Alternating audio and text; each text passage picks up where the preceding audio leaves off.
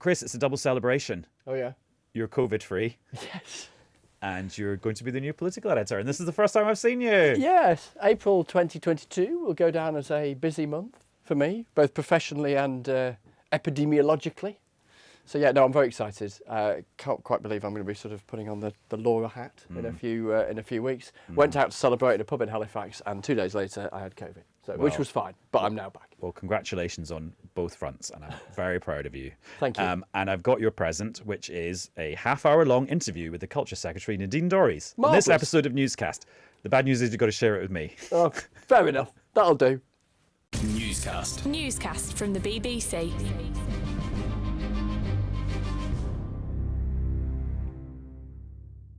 Hello, it's Adam in the studio. And Chris in the studio. And throughout, we're joined by the Culture Secretary. Hello. Hi. Welcome. Now, you are responsible for so many important issues in the media, and we will get fully into your brief in a minute. But first of all, what do you think about the BBC's new political editor designate? Not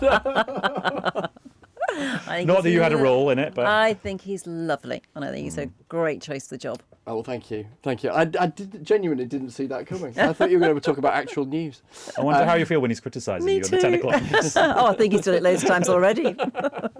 Sorry, go on. When there's loads of things to talk about in your department, like there's the online safety bill, which was in Parliament for the first time a few days ago. There's the broadcasting white paper, which is just being published today. I saw you had it in your bag when you got here. But there's been loads of just news at Westminster this week about the culture at Westminster. Okay, you're the Culture Secretary. You're not responsible for the culture at Westminster. But, I mean, how have you felt this week? Just story after story with Westminster just looking pretty terrible. So, the broadcasting white paper, it's just been 3:50 nowadays for me. And I haven't really had much of an eye or an ear to what's been going on in Westminster. But, I've caught up on some of it this afternoon. And it's disappointing. Of course it's disappointing. If it was in the BBC, you'd be disappointed. So it's when you hear about colleagues behaving badly or inappropriately, you feel let down yourself. Is it because you spent a lot of your working life doing other stuff beyond all things politics. To what extent, when you see the headlines that we've seen around this place in the last week or so, is it illustrative of society at large and the problems that society at large has, or something that is somehow worse here, for whatever reason that might be? Well, I think it is, because I worked like 10 years in the NHS and then ran my own business before I got into politics. And I've been in politics quite a long time as well, because I'm pretty old. And I've been around a while. And I think it's actually getting worse. Do you? Worse? Yeah. So, what I had to deal with when I got here was mansplaining and just being treated like, I don't know, a secretary, all that kind of stuff. Having to speak very loudly to be heard. Having to speak over men in meetings, not being listened to when you spoke. I had to deal with that kind of stuff. But I think, there are changes happening in Westminster, and I think, I always thought that if we get more women in, things will get better.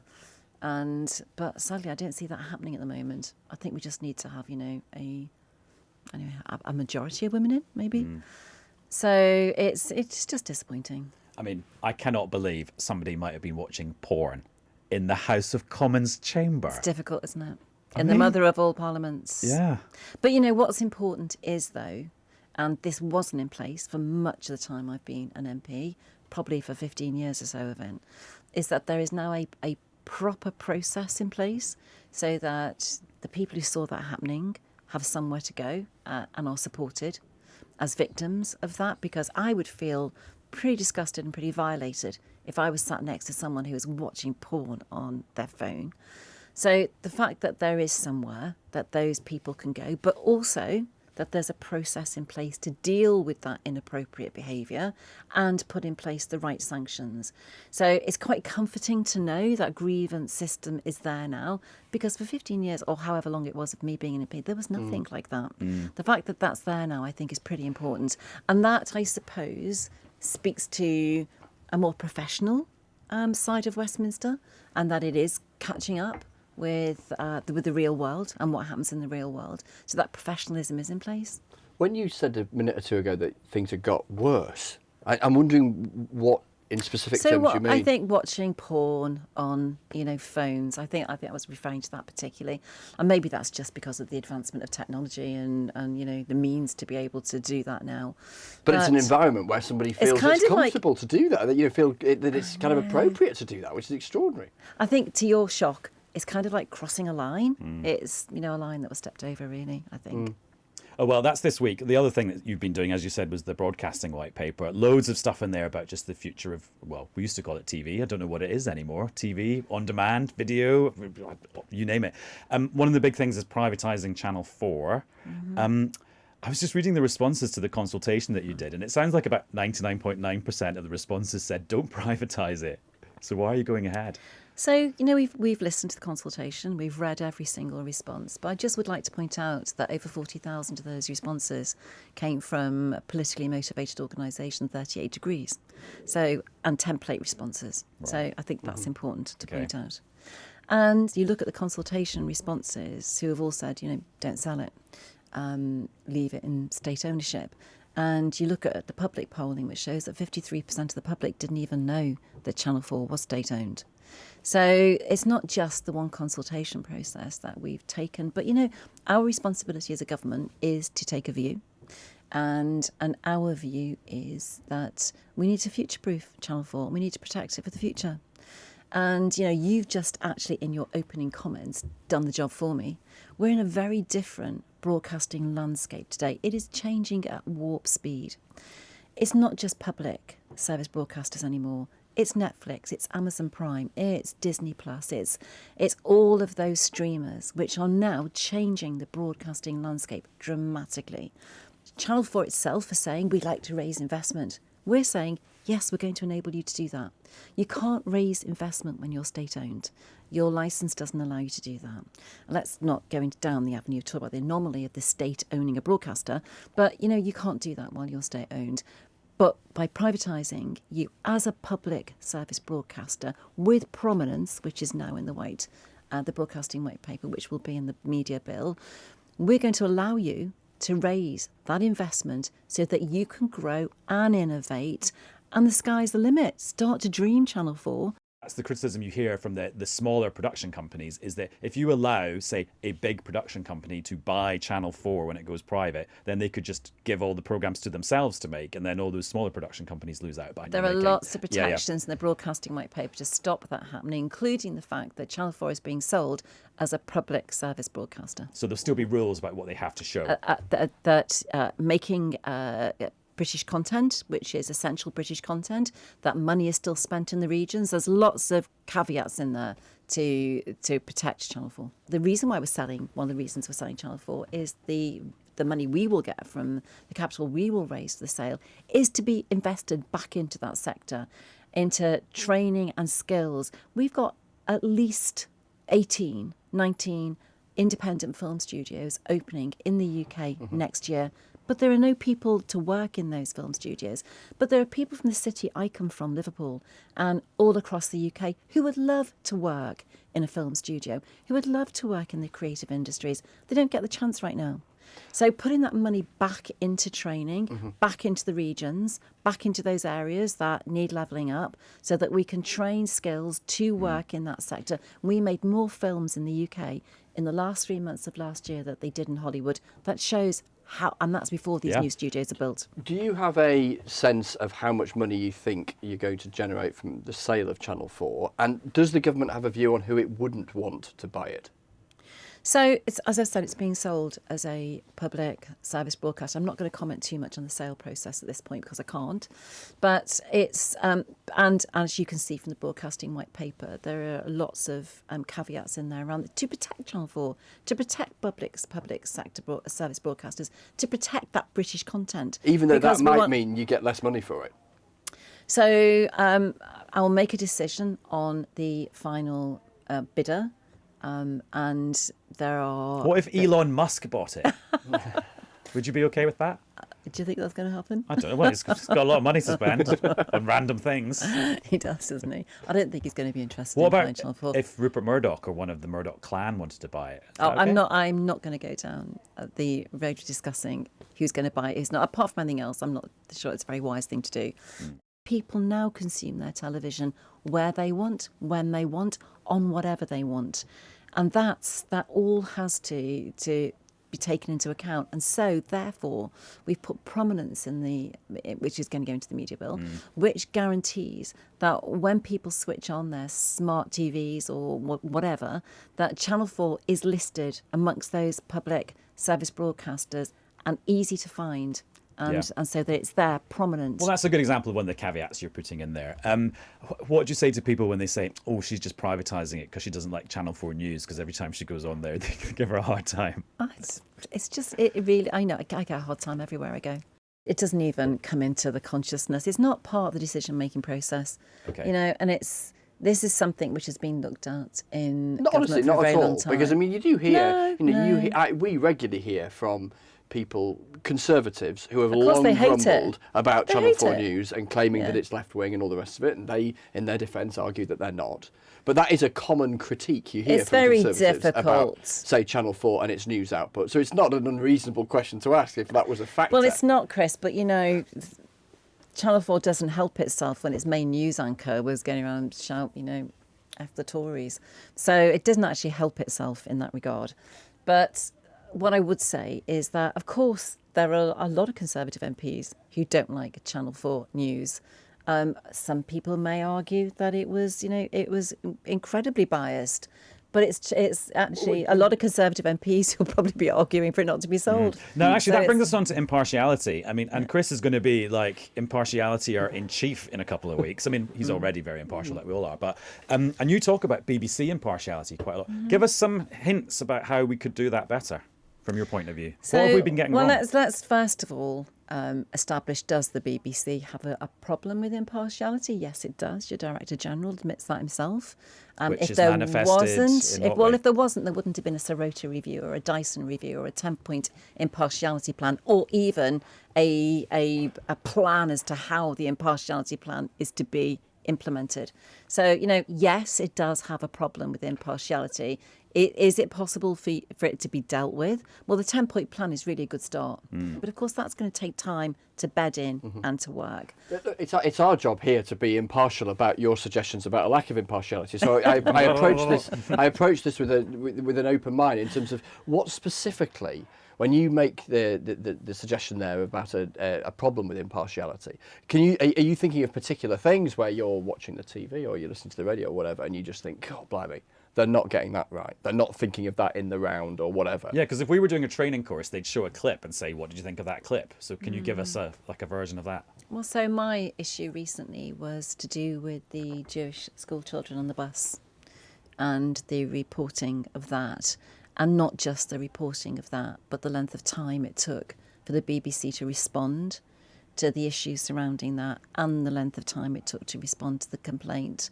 That's just one example that jumps to mind. There are a number of issues, and you know the BBC does trip up on these. And I think Do it's you think to do with... were we too anti-Brexit during the Brexit negotiations? Is that another example? I listen to every word you broadcast, Chris. I think most people would say yes, very much so. And, you know, I remember listening myself to a number of, on the morning that the result was announced.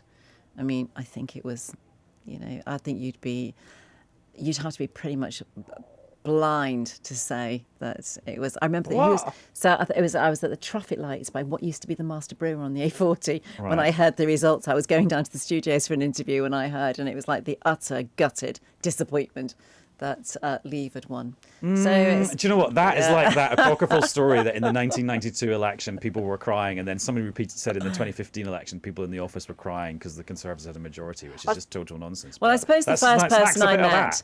I think the first person I met was Robert Preston in the studio. So I suppose the interesting thing around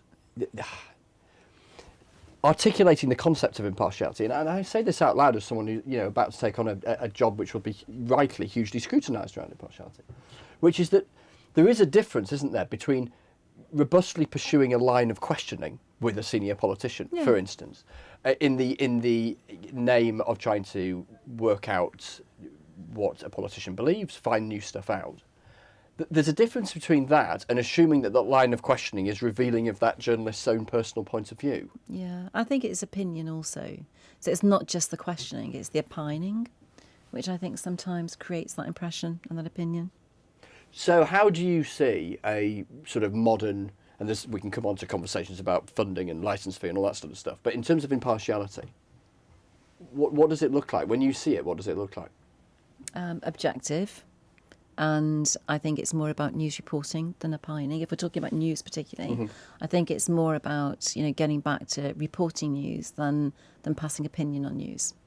And I think that's, for me, that's probably an issue.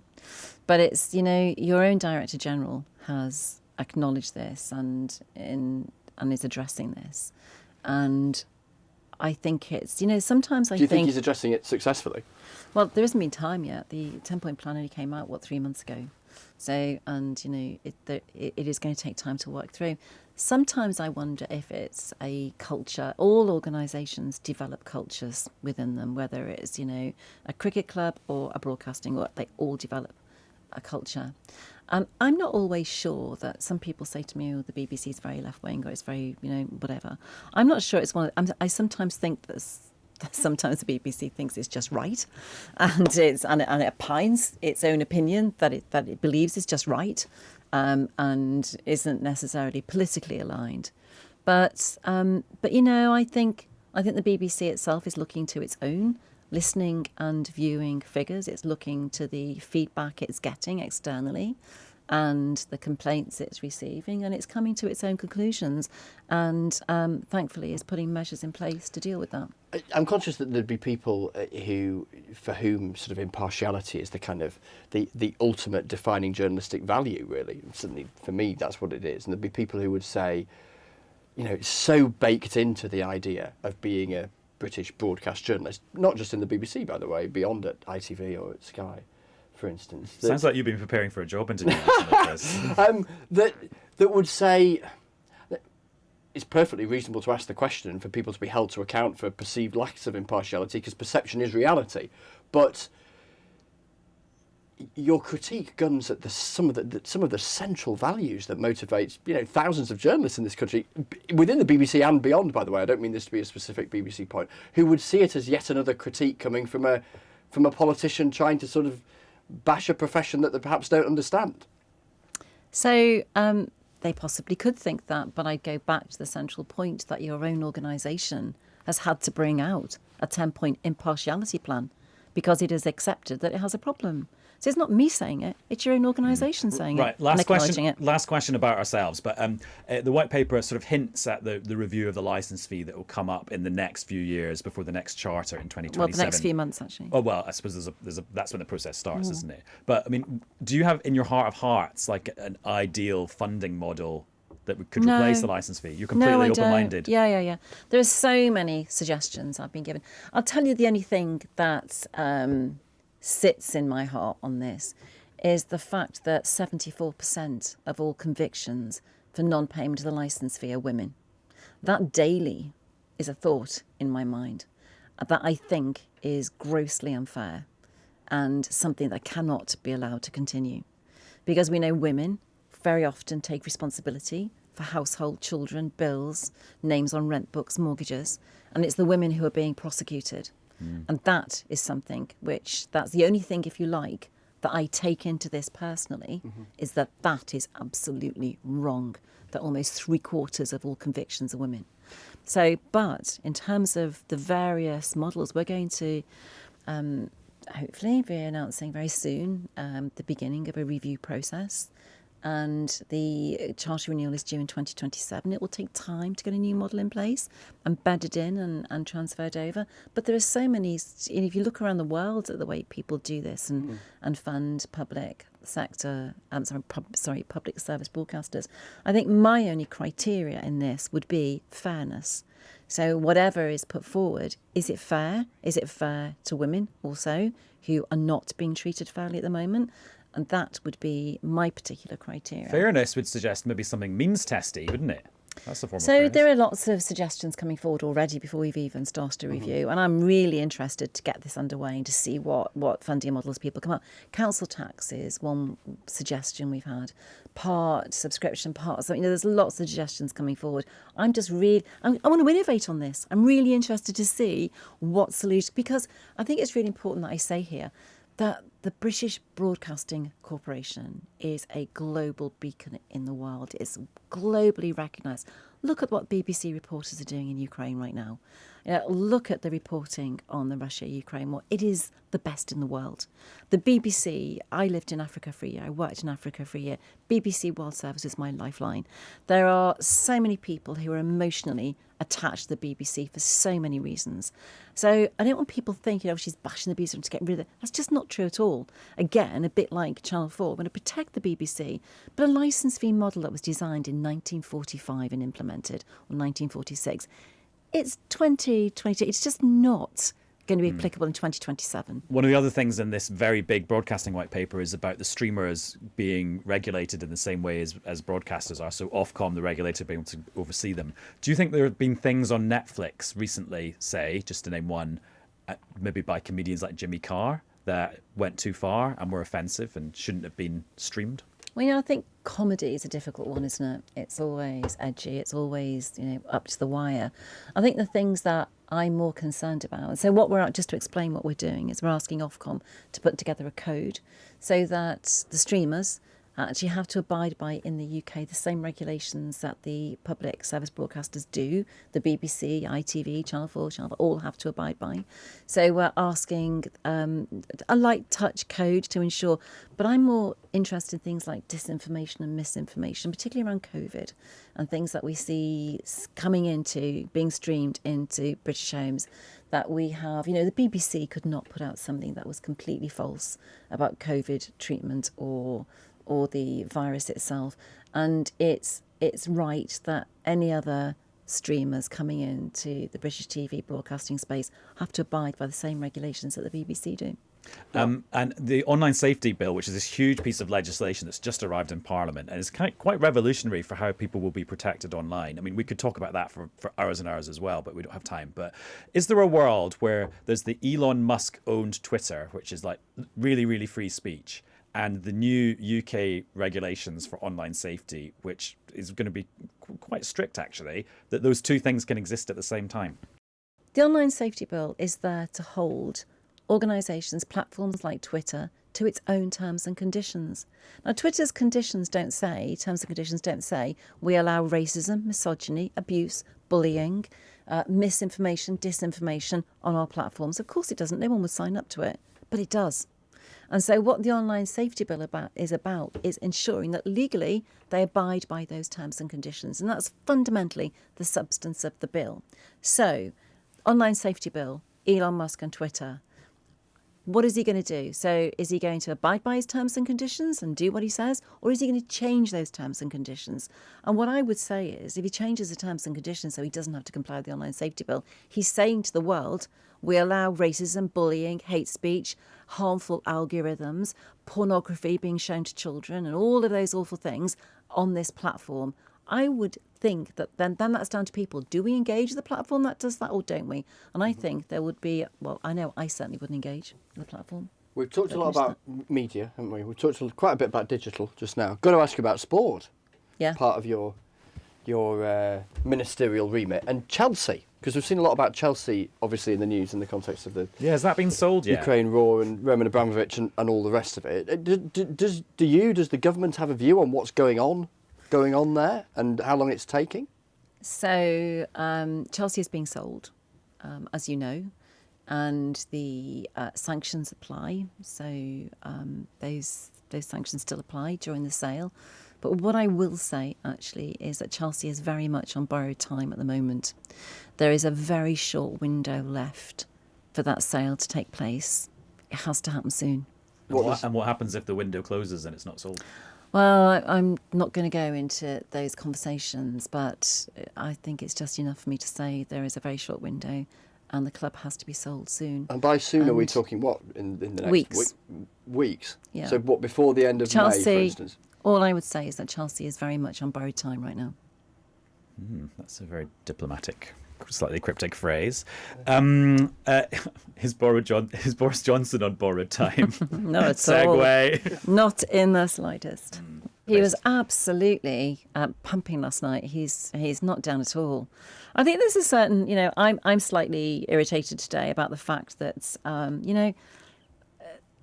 the Prime Minister, when this Partygate stuff, as you call it, so-called Partygate. So-called Partygate, yeah. It's not the kind of thing I call party, walking from my office to another office and being ambushed by a cake in a Tupperware box, which was never opened, which you never saw. Allegedly. So I know this, because the day this came out, we walked into Cabinet and went, I didn't even see a cake. So, oh, really? Yeah. From his own mouth? Yeah. In the room where it happened? I didn't even see a cake. Right. So I know that didn't happen. So he... Oh, so he discussed it at Cabinet? So the day it came out, Oh, right, so okay. after it was a Cabinet meeting the following day. Because were you all asking him? Well, actually, when you say the day it came out, it actually came out on June the 9th in the Times. So the day it came out again. We actually briefed it. Yeah. So, but Durham Police, Keir Starmer attends a pre-arranged social event with a quiz and alcohol and food, and Durham Police very quickly find that he's not broken any of the regulations. And the thing that's the thing that's niggling me is that the regulations should be interpreted by any police force in exactly the same way. And the Prime Minister, apologised a number of times, humbly at the dispatch box. He put himself forward. He took the fine. He took the pain.